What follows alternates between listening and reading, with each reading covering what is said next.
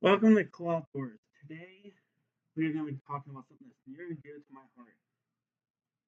We're going to talk about how to fish grass. Grass is very unique and tends to hold the largest bass or fish in the lake. So, learning how to fish grass is essential to learning how to be successful as a fisherman.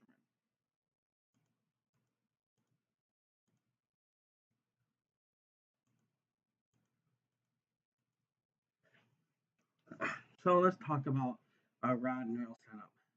For pitching or flipping, you pretty much need the same rod.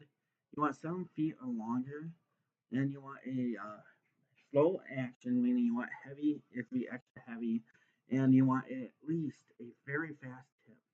The faster the tip you get, the better. Your line on these reels should be at least 25 pounds fluorocarbon for ultra clear water, and for dirty or heavy color, use braid and make it at least 65-pound test. And remember, the faster the reel you use, the better. Because once you get a fish on, you want to have control and you want to get it out of that heavy cover as fast as you humanly can.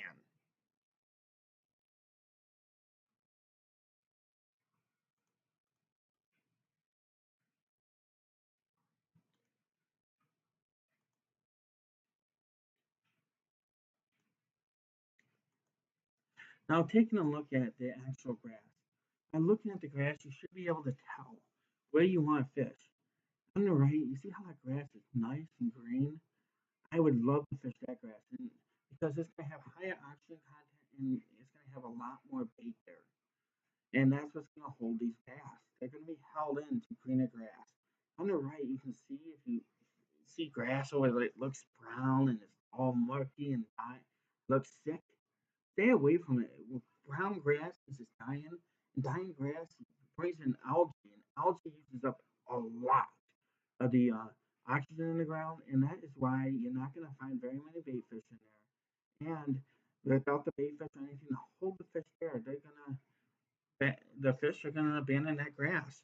You might find a migration pattern out of the area, out to people are heading out, but that is the only place you're going to find them in this area. So a lot of times, if I see brown grass like this, I'm just moving on. It's just got no fish in it. I can tell by just looking at the grass that there's no oxygen, and without oxygen, there is no life.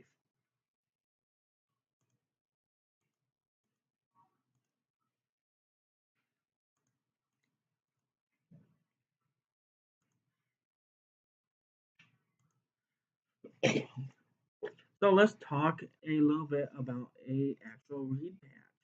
How do you find the bass in there? Okay, so in order to find the bass, you must understand how they use grass.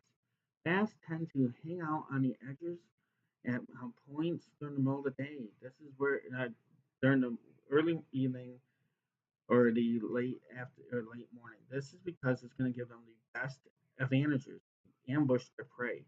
Bass do not have eyelids and they will use their shade to ambush their prey. So if you take a look at the when I'm watching this edge, you can see that straight edge. A lot of times they'll hide just underneath there in the early morning or the late evening. And the points, you see how this comes out like there? That gives big bass an opportunity to ambush prey in multiple directions, and you will find a large bass always on points in grass. As the day goes on from the early morning, we get to where the sun's starting to rise a little bit, and it's starting to heat up in the middle of the day. Move towards the middle of the grass. The middle of the grass is going to be shaded where the fish still are going to feel safe because they can still see quite well, and the water is going to be actually cooler there because of the shade that we providing.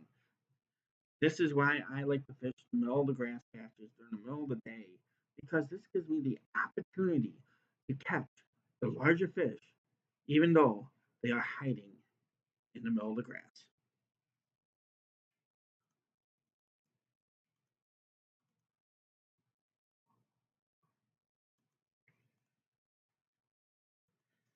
Okay, so the next thing you do, you've studied your bass and you've cast it in there and you've gotten hooked on. What do? You need to learn how to fight those fish. Never, I mean, never try to force those fish out of there. Think about it. You're pulling on a hook and it's stuck in that mouth. If you pull too hard, there's a good chance you're going to pull that hook right out of their mouth, guys. So go in there, take your boat in if you can. Reach down there and pick the thing up. Grab it by the lip, lift the bass, and you'll catch it. If you force it, there's a good chance you're gonna miss that fish. And it could be the fish that wins you the tournament. So know what you're doing. Try to pay attention to what you're doing. Remember, a forced fish can be a lost fish.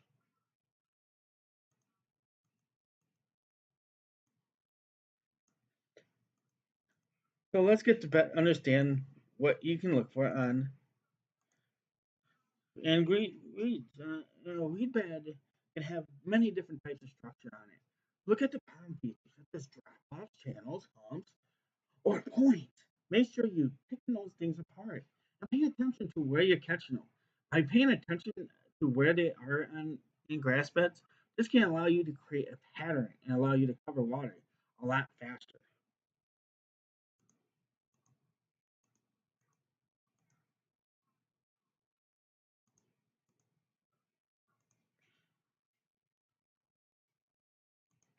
So you get to a weed bed and it looks like this. How do you get your lure through? Well, here's a couple little hints. If you need to, pitch that lure high and let it slam through the mat. The mat will muffle its fall quite a bit, and it'll go straight to the bottom. When it gets there, wiggle it a little bit, and then pick it up and move. But here's another tip: if you don't want to go that route, make a long cast over and slowly pull your worm or whatever you're trying to get through there until it falls in between the cracks. Let it fall to the bottom, wiggle it a couple times, and then pull it back up to the top if you can and go to the next one. This will allow you a great chance to catch some of those large bass that are living underneath that mat.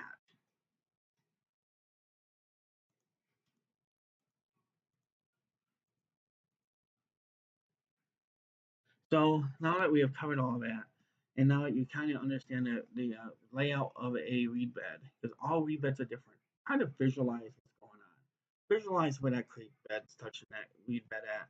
Visualize where that deep spot's going to be. By doing that, that allows you to have the best opportunity to find the bass or other types of fish in the grass, and you will catch more fish. I want to thank everyone for coming today. And always remember, by knowing the patterns, you can cover more water. Pattern your fish and pay attention. If you notice that on point on a secondary, third point in a weed bed, fish those. Don't waste your time, guys. Why fish everything in between if you know your next bite's coming on the next corner? Pay attention to what you're doing out there. It will help you catch more fish and make you a more successful fisherman. So please remember to subscribe, like, and share my video. And if we can do it, that would be awesome. I'll talk to you guys later. Thank you.